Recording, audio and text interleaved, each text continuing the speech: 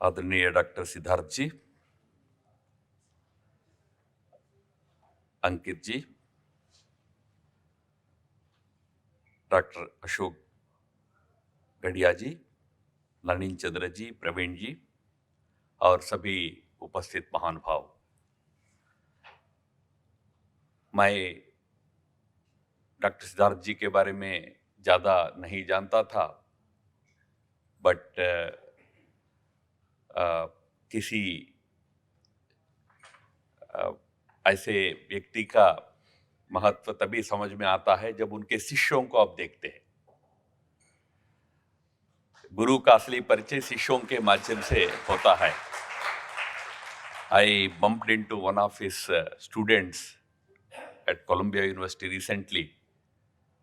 तो उनको देखने के बाद उन्होंने भी जब मुझे कहा था उनके गुरु के बारे में, तो मुझे तब सिद्धार्थ जी के बारे में पता चला और आज इस कार्यक्रम में उनसे मिलने का भी अवसर मिला। although he reminded me कि एक बार पहले भी हमारी मुलाकात हुई, पर आज उनसे मिलना और उनके इस किताब का लोकार्पण के कार्यक्रम में भाग लेने का अवसर मिला, उसके लिए मैं बहुत खुश हूं। और he candidly told us that geopolitics is not his terrain, not his domain. Yet he and his co-author, Dr. Ankit Shah, together attempted this very important book on geopolitics. वैसे जियोपॉलिटिक्स बहुत कॉम्प्लिकेटेड सब्जेक्ट होता है। It's not any static subject, it's a very dynamic subject. It keeps changing with every changing, every major global development, geopolitics changes. It changes not just because of politics, it changes because of economics, it changes because of technology, it changes because of pandemics. Many factors lead to changes in geopolitics.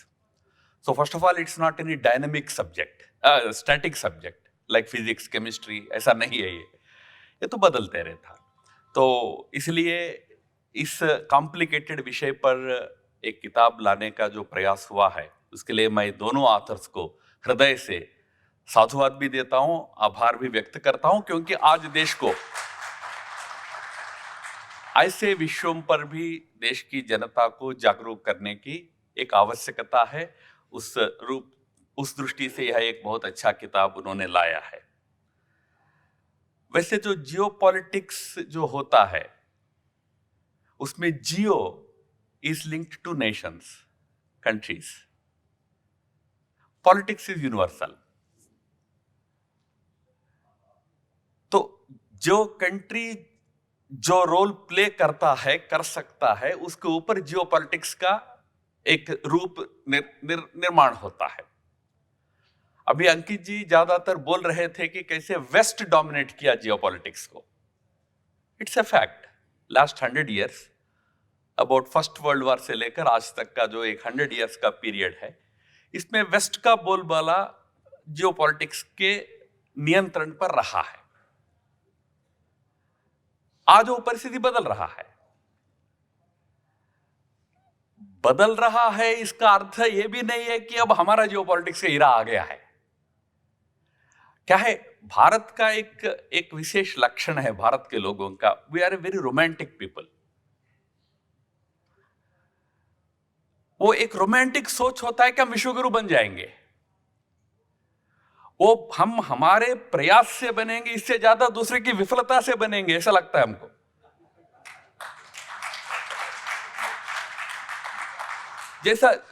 जैसा सच में एक बहुत बड़ा परिवर्तन हो रहा है। जिस परिवर्तन की तरफ अंकित जी ने या सिद्धार्थ जी ने हमको आकर्षित किया, अपना ध्यान आकर्षित किया।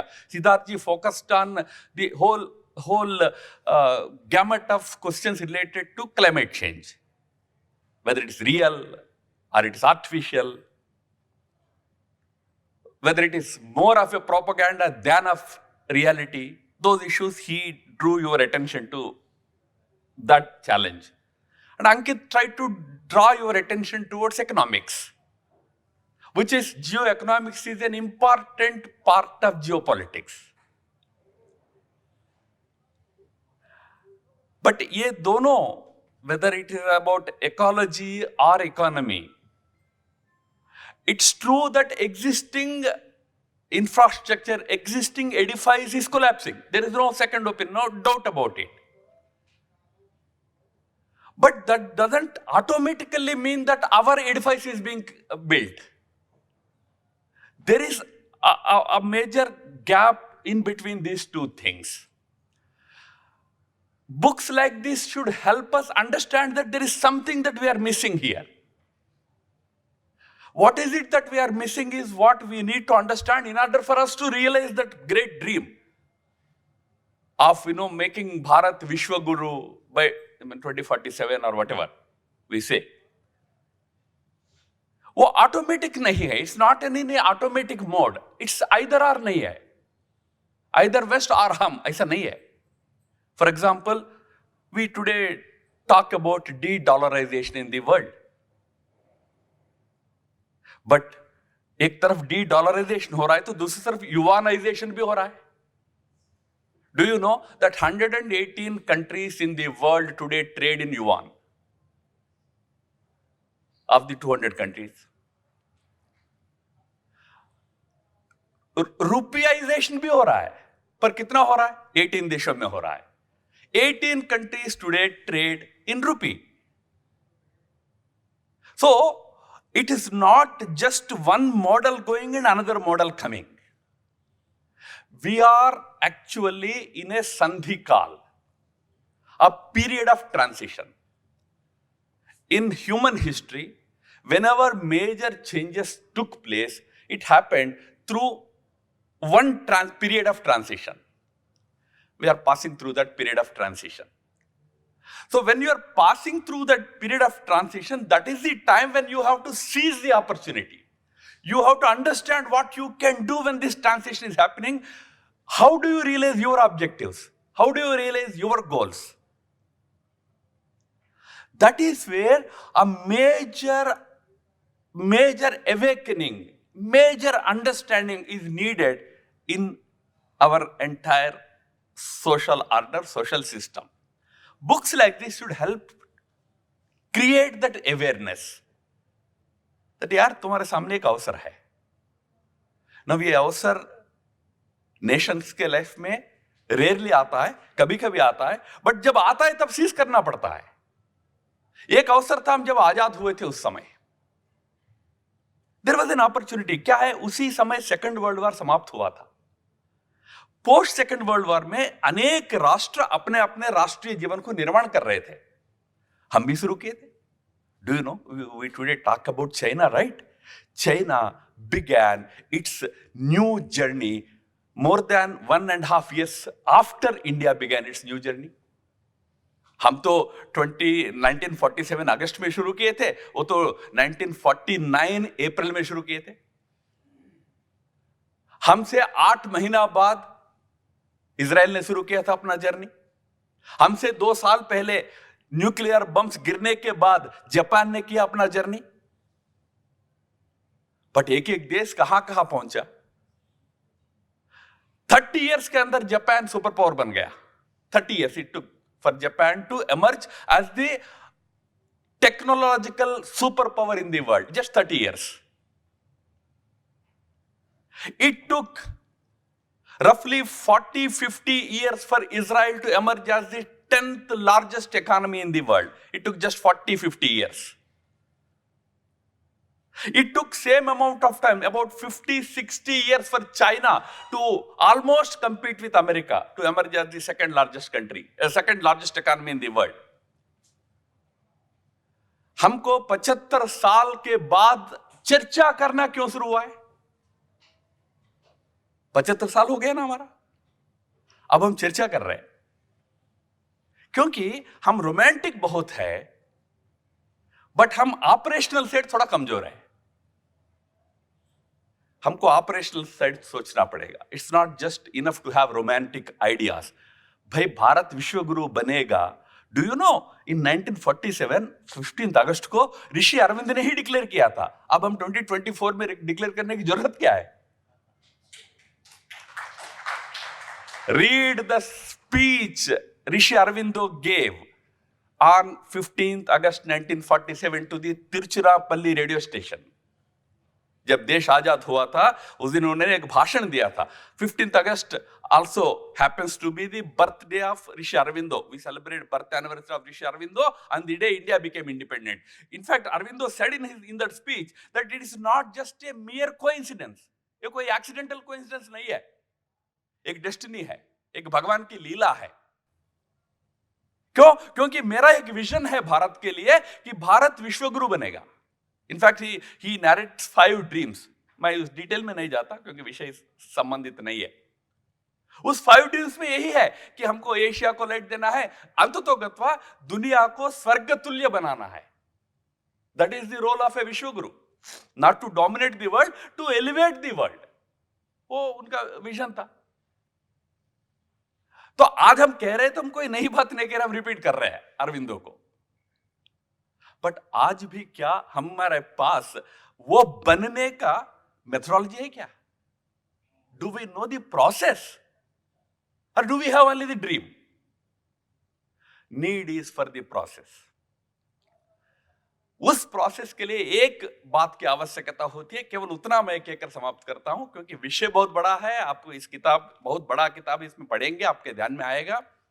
बट वो एक चीज की होती है कि सोसाइटी में उस प्रकार का कल्चर निर्माण होना पड़ता है. You need to build that culture. You see, geopolitics is actually a product of a culture. You need to have that culture. It's called strategic culture. You need to develop the strategic culture. Then you can play geopolitics. I will give you one very simple example.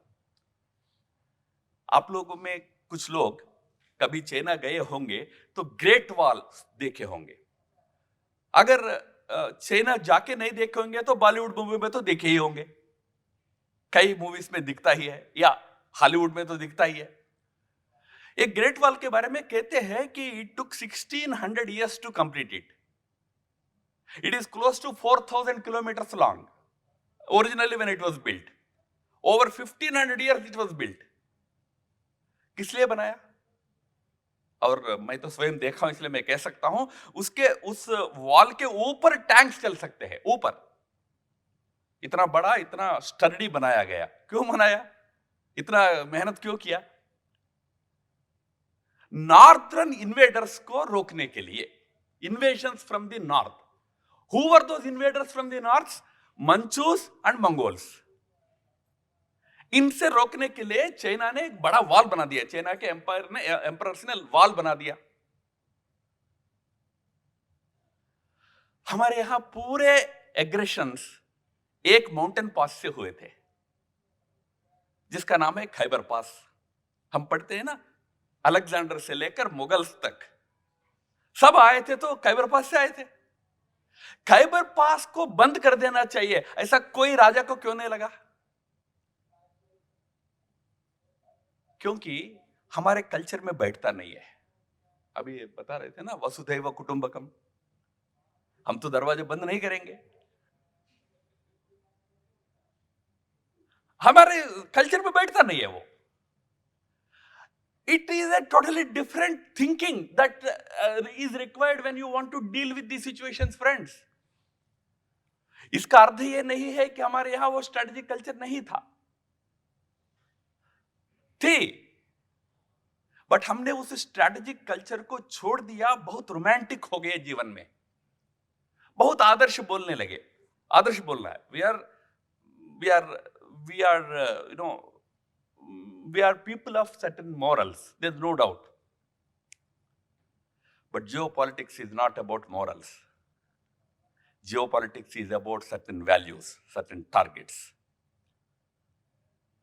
We have always been a nation of values, not dry morals.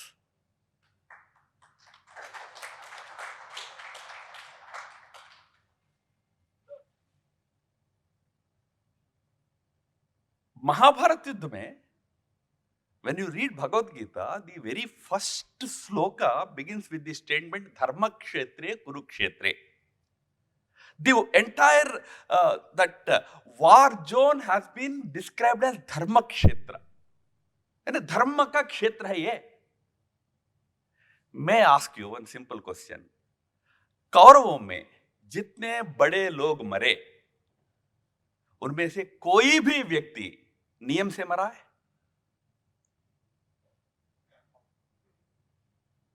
Duryodhan कैसे मरा था? भीष्म कैसे मरा था? कर्ण कैसे मरा था?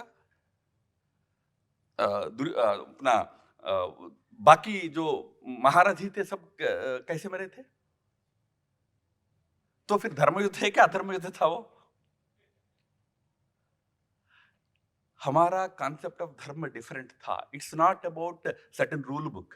Rule है कि वहां वो, इनफैक्ट कर्ण पूछता है कृष्ण से, जब वो उनका रथ जमीन पे अटक गया था, उनको अपना गांडीव छोड़, अपना धनुष छोड़कर नीचे उतरकर वो पहिए को निकलना पड़ रहा था, तब कृष्ण कहता अर्जुन को अब मारो इसको.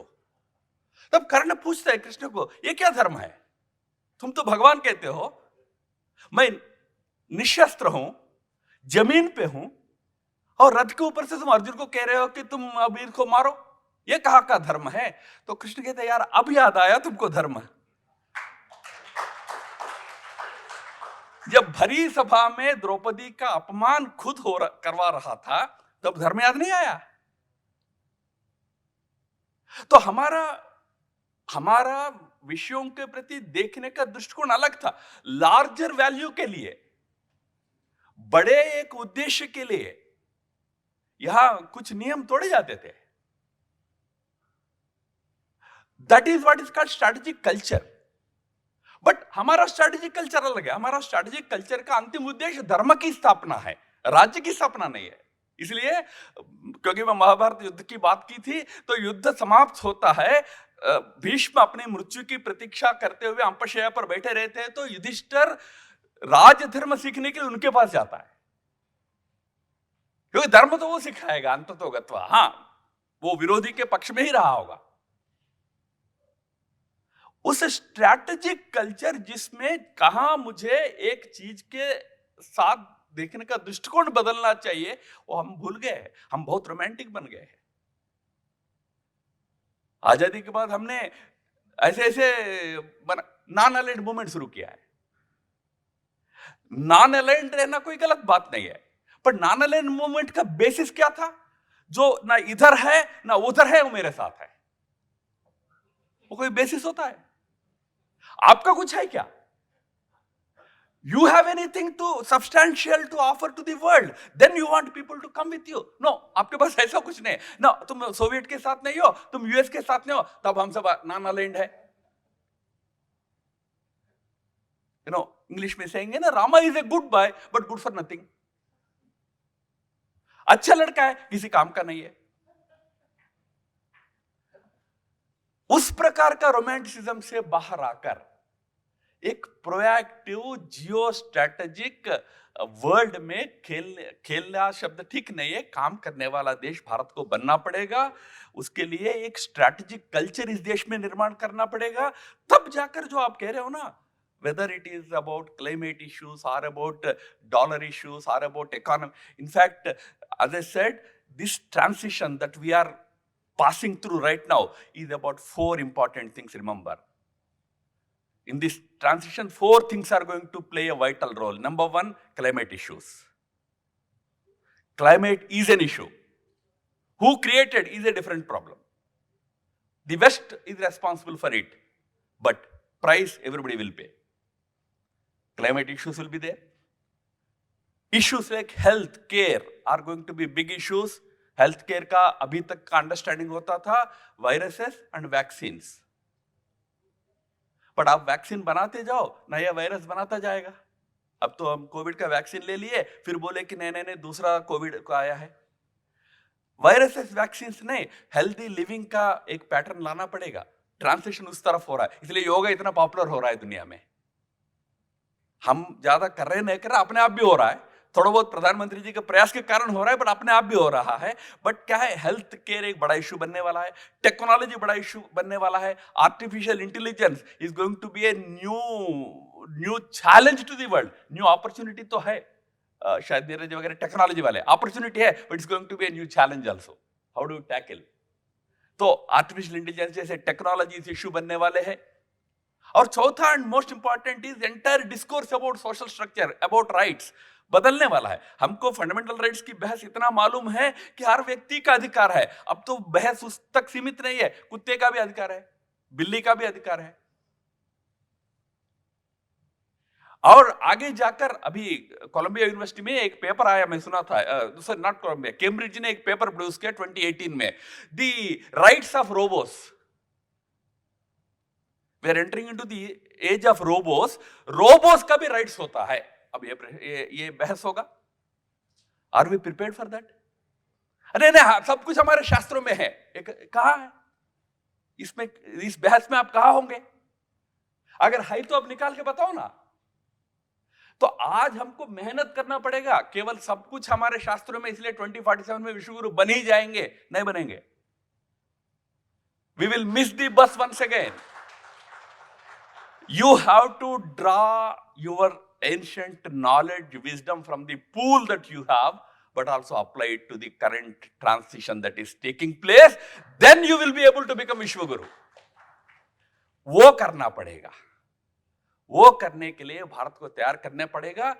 अनफॉर्चुनेटली क्या हो रहा है, हम इच्छा तो हमारी सबकी है, हमको तो विश्वगुरु तो बनना ही है, इच्छा है। हमारे तेलुगु में एक है आसक्ति, इसको इच्छा बोलते हैं, आसक्ति है, पर आशक्ति, वो पावर भी चाहिए, वो शक्ति भी चाहिए। तो इच्छा भी चाहिए, इच्छा के अनुरूप शक्ति भी निर्माण करना पड़ेगा, तंत्र को निर्माण करना पड़ेगा। हम थोड़ा लेजी है, स्लो जाते हैं। एक ही बात कह के मैं समाप्त करता हूं। अभी आज के दिन में हम अपने देश में आईटी रेगुलेशंस को फाइनल नहीं कर पाए हैं। आईटी कब आया है दुनिया में?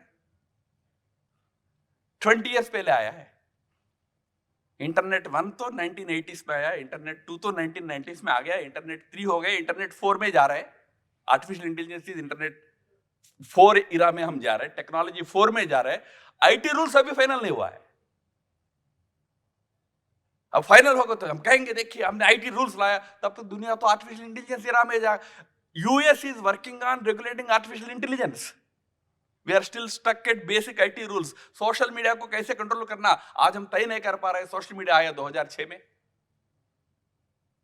हम थोड़ा स्लो जाते हैं, हम थोड़ा रोमांटिक लोग हैं। थोड़ा प्रोएक्टिव होकर आज देश को इन कंटेम्पररी चैलेंजेस को, based on very rightly as pointed out, based on our ancient wisdom, इन कंटेम्पररी चैलेंजेस के लिए अच्छा सॉल्यूशंस ढूंढने का प्रयास करना पड़ेगा। That is the need of the hour. जब तक वो नहीं करेंगे, विश्वगुरु बनना ऑटोमेटिक नहीं है। इंडिया को प्रिपेयर करना पड़ेगा।